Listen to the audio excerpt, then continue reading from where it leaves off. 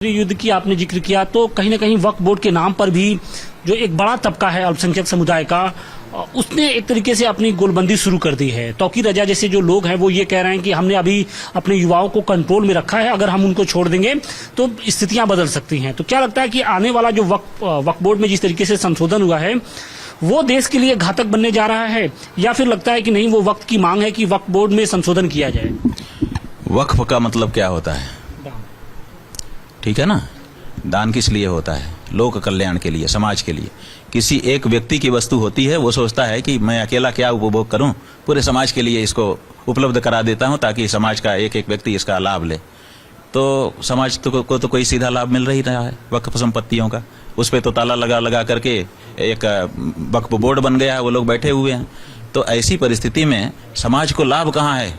उसको कहाँ, उसकी ऑडिट क्यों नहीं की जा रही है कि वक्फ बोर्ड के पास जो संपत्ति है लोक हित में उसका कितना विनियोग हो रहा है? इसके बारे में कोई ऑडिट किसी ने अभी तक नहीं किया है और ना कोई प्रकाशित किया है। अंदरूनी करके रखा हो तो हमको जानकारी नहीं है। पहली बात तो यह है कि अगर वो संपत्ति दान की है, समाज के लिए समर्पित की गई है, तो उसका समाज के लिए कितना उपयोग हो रहा है, और जिसका उपयोग हो रहा है उसकी बात छोड़ देना चाहिए, लेकिन जो नहीं उपयोग हो रहा है उसको पब्लिक के लिए खोलना चाहिए कि भाई इसका उपयोग होना चाहिए। और इसीलिए हमने मांग की है वक्फ बोर्ड से कि भाई आप लोग जो है, आपके यहाँ बहुत विवाद हो रहा है, हमारी गाय के चरने की भूमि कम हो गई है, तो आप लोग अपने वक्फ की, आपके पास बहुत सारी भूमि है जिसके बारे में ज्यादा देख करके विवाद हो रहा है, तो आप हमारे गाय के चरने के लिए उसको गोचर भूमि के रूप में दीजिए ताकि कम से कम हमारी गाय चरना तो शुरू करे वहां पर। अगर ये कर देते हैं तो विवाद समाप्त हो जाएगा। लेकिन वो तो मानने को तैयार नहीं है। वो कह रहे हैं कि अगर ये संशोधन इसमें होता है तो जो युवा है वो आउट ऑफ कंट्रोल होंगे, देश के हालात बदलेंगे। ठीक है ना, तो हम तो इस बात के पक्षपाती हैं कि आउट ऑफ कंट्रोल उनको छूट दे दीजिए। जैसे वो महोदय हैं हैदराबाद वाले, उन्होंने कहा 15 मिनट के लिए भारत की सरकार हट जाए, तो 15 मिनट के लिए छोड़ देना चाहिए और तारीख तय हो जाए, आ जाएं, जिस मैदान में आना हो आ जाएं। इसमें कौन सी बात है? ऐसे डरा करके आप हमारे साथ रहोगे? आप कहते हो कि हम भाई हैं आपके, आप हमारी माँ गौ माँ को माँ नहीं मानते हो, तब भी हम हमारी उदारता देखिए, तब भी हम भाईजान कहते हैं आपको। कहते हैं कि नहीं कहते हैं? जबकि भाई कौन होता है? जिसकी माँ कॉमन हो। तो आप हमारी माँ को माँ कहना नहीं चाहते, भारत माता की जय बुलवाते हैं, आप नहीं बोलना चाहते हो। हम गाय को माँ कहते हैं, आप उसको माँ नहीं कहते हो। उसके बाद भी हम आपको भाई कहते हैं, इतना बड़ा दिल दिखाते हैं, और आप कहते हो कि 15 मिनट के लिए छूट दे दो। हम कहते हैं कि भारत की सरकार को ये मौका दे देना चाहिए, 15 मिनट की छूट दे दे, आ जाए, देख ले कि किसकी बाह में कितना जोर है। ऐसा नहीं है। जो लोग तलवारों की डर से कन्वर्ट होकर के मुस्लिम हो गए, वो लोग कह रहे हैं कि हम वीर हैं। अरे वीर तो हम हैं। हजारों तरह के हमने तकलीफें भोगी, हमने सिर कटवा दिए हमारे पूर्वजों ने, लेकिन अपना धर्म नहीं छोड़ा। आप हमसे लड़ना चाहते हो? आंखों में आंख डाल करके देखो तो पता चल जाएगा। क्या प्रवोक किया जा रहा है हिंदू समाज को भी? भाई प्रवोक तो किया ही जा रहा है।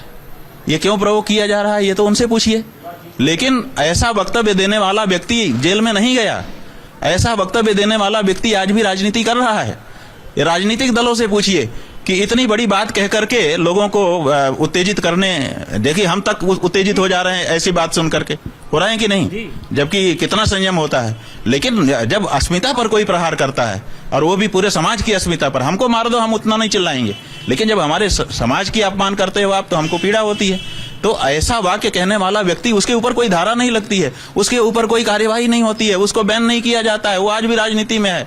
तो ये सब देख करके क्या लगता है कि इसका दोनों तरफ से कि राजनीति जो है वो मिली जुली है, और अंदर से कार्यक्रम बनते हैं और बाहर से अलग ढंग से उसको प्रस्तुत किया जाता है। दो चेहरे होते हैं राजनीति के। ये आती है दिखाने के दांत अलग, खाने के दांत अलग। एक अंतिम क्वेश्चन कि जम्मू कश्मीर को लेकर, जब जम्मू कश्मीर में एक नई सरकार का गठन हुआ है, उसके बाद से 370 की बहाली को लेकर मांग उठने लगी है। क्या ये वक्त की मांग है, या आपको भी लगता है कि जो कश्मीर के मुसलमान हैं वो वाकई हिंदुस्तान के साथ नहीं रहना चाहते, हिंदुस्तान से थोड़ा सा उनका जो रुख है वो अलग है? आपका इस पर दृष्टिकोण क्या है? और अभी हम गौ ध्वज प्रतिष्ठा भारत यात्रा करके आए हैं। भारत के सब प्रदेशों में हम गए, कश्मीर, जम्मू कश्मीर भी गए, और वहां पर हम तो जम्मू में रहे लेकिन हमारे लोग कश्मीर तक गए, और बीच बीच में जहां जहां बैठते थे वहां पे मुसलमान घेर लेते थे, क्योंकि तिलक आदि देख करके वो समझते थे कि ये लोग कौन है, कहां से आ रहे हैं, क्या बात है। तो बातें होती थी, और वहां के मुसलमानों ने हमारे लोगों से कहा कि ये जो शंकराचार्य जी ने बात उठाई है कि गाय को राष्ट्रमाता घोषित करना चाहिए, ये बहुत अच्छी है। उनको एक ही बात, उन्होंने हमको संदेश भिजवाया कि उनको एक ही बात कहिएगा कि कानून कड़ा बनवाएं, ढीला कानून न बनवाएं। आप समझिए, ये मुसलमान है। छत्तीसगढ़ में 1000 मुसलमान बैठक किए और बैठक करके उन्होंने वीडियो कॉल करके हमको कहा कि हम देखिए 1000 लोग बैठे हैं और हम प्रस्ताव पारित कर रहे हैं कि गौ माता को राष्ट्रमाता घोषित किया जाए। तो कश्मीर के लोग पराये नहीं हैं। कश्मीर के लोग जो है कोई पाकिस्तान जाने के लिए कोई इच्छुक नहीं है। और सबसे बड़ी बात यह है कि ये राजनीति है जो उनको उस रूप में बदनाम करके हमसे दूर रखती है। आप समझिए कि अभी क्या हुआ है, धारा 370 की चर्चा चल रही है। हमने कह दिया था कि एक गौभक्त होने के नाते हम तो चाहते हैं कि धारा 370 ही बनी रहे, तो ये अच्छा है, क्योंकि कम से कम गाय तो बचेगी। क्योंकि धारा 370 हटाने के नाम पर जो कश्मीर में रणवीर दंड संहिता लागू थी, उसका 298 का और 298 का धारा जो है उसमें साफ कानून था कि यहाँ पर जो गौहत्या करेगा 10 साल कड़ी कैद होगी और जुर्माना अलग से होगा, और जिसके पास गऊ का मांस पाया जाएगा उसको 1 वर्ष की सजा और जुर्माना होगा। तो ऐसा कड़क कानून जिस क्षेत्र में हो, जिस प्रदेश में हो, वो पाकिस्तान का हिस्सा हो सकता है? आप बताइए, गाय के बारे में इतना कड़क कानून जिस प्रदेश में हो, वो प्रदेश भारत का अंग हिंदुस्तान होगा कि वो पाकिस्तान होगा? लेकिन उस कानून को धारा 370 हटाने के नाम पे हटा दिया गया। क्यों हटा दिया गया? आप इसका मतलब कि जो राजनीति है हमारे देश की, वो राजनीति उस जगह के फ्लेवर को चेंज करना चाहती है। अन्यथा हमारे पास कितना बड़ा प्रमाण है कि अरे भाई, हमारी आजादी के पहले से ही यहाँ पर 1932 बातों को मिस इंटरप्रेट किया गया पूरी तरह से। वो तो टोल आर्मी होती है और कौन सी वो IT सेल होता है, वो ये लोग करते रहते हैं कि इनकी बात ज्यादा ना पहुंच पाए।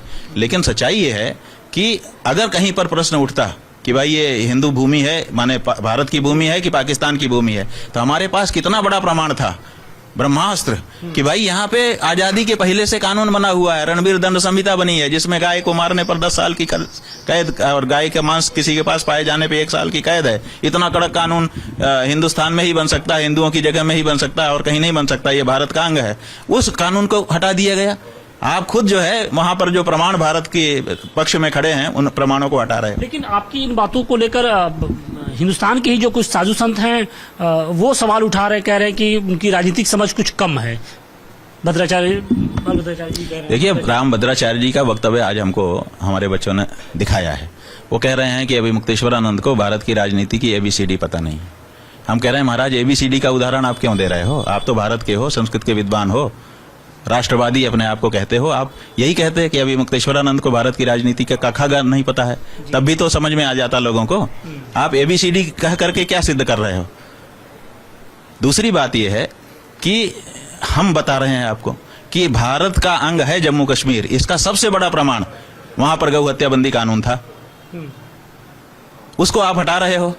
और जो लोग हटा रहे हैं आप उनकी प्रशंसा कर रहे हो, और जो उसके लिए वो खड़ा है कि नहीं नहीं ये नहीं हटना चाहिए ताकि ये भूमि हिंदू भूमि सिद्ध होती रहे, उसको आप कह रहे हो कि उसको राजनीतिक समझ नहीं है।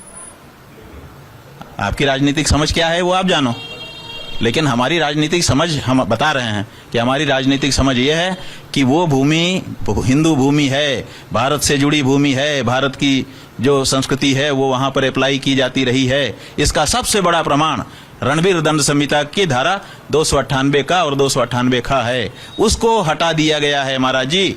इसको तो आप समझिए। तो क्या आप हमसे पूछना चाहते हैं राम भद्राचार्य जी से कि गौ हत्या होती रहे इस शर्त पर आप क्या धारा 370 हटाना चाहेंगे? क्या आपको लगता है कि जिस तरीके से आप मुखर तरीके से केंद्र और राज्य सरकारों की तमाम जो चीजें होती हैं उनको उन पर सवाल उठाते रहते हैं, तो ये बात कहीं उनको रास तो नहीं आ रही है कि बार बार शंकराचार्य जी क्यों लोगों को, जो सरकार की जो नीतियां हैं उन पर सवाल उठाते हैं? देखिए, बात यह है, पहली बात यह है कि हम अपने से कभी कुछ नहीं बोलते हैं, अपने से हम अपना काम करते रहते हैं। जब हमसे कोई आकर के पूछता है तो हमको बताना पड़ता है। हमारे यहाँ नियम है, ना पृष्ठः कस्यचित् ब्रूयात् नाचान न्यायेन अपेक्षतः। बिना पूछे कुछ मत बताओ, और अगर कोई जोर जबरदस्ती करके पूछे तब भी मत बताओ। हाँ, अगर जिज्ञासु बन के पूछे तो बताओ, तब रोको भी मत। तो हम जब कोई हमारे पास आके पूछता है तभी बोलते हैं। पहली बात, आप आज तक एक वक्तव्य हमारा अपनी तरफ से निर्गत किया गया आप नहीं पाएंगे। जब हमसे पूछा जाता है तो हम बोलते हैं, एक बात। दूसरी बात यह है कि हम जो बात कहते हैं उसको कोई नहीं काटता है, हमारी बात में कमी नहीं कोई निकालता है। केवल कह देता है। जैसे उन्होंने कह दिया रामभद्राचार्य जी ने कि 5 मिनट हमारे सामने कोई संस्कृत नहीं बोल सकता, चारों शंकराचार्यों में से कोई नहीं बोल सकता।